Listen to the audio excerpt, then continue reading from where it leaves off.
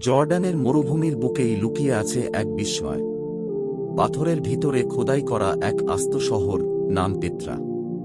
এটি শুধু একটি প্রাচীন শহর নয়, এটি একটি রহস্য, একটি ইতিহাস, একটি বিস্ময়।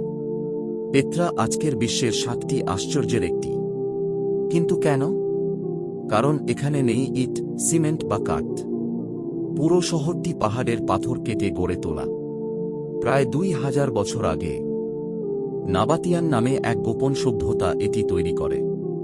তারা মরুভূমির মধ্যেও পানি ধরে রাখত। পাথরের ভিতরে বানিয়েছিল নালিকা, ট্যাঙ্ক আর সুড়ঙ্গ। সবচেয়ে রহস্যময় স্থান আল খাজনে। অনেকে বলেন এটি একটি রাজকীয় সমাধি, আবার কেউ বলেন এটি ছিল ধনভাণ্ডার। তবে এর আসল ব্যবহার আজও জানা যায়নি। পেত্রা ছিল একটি বাণিজ্য কেন্দ্র। সোনা, রেশম, মশলা সব যেত এখান দিয়ে। কিন্তু হঠাৎ করেই শহরটি হারিয়ে যায়।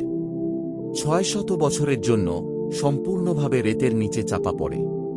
তারপর 1812 সালে এক ইউরোপিয়ান অভিযাত্রী এটি পুনরাবিষ্কার করেন। এমন স্থাপত্য, এমন রহস্য, আর এমন টিকে থাকার ক্ষমতা, সব মিলিয়ে পেত্রা নিঃসন্দেহে একটি আশ্চর্য।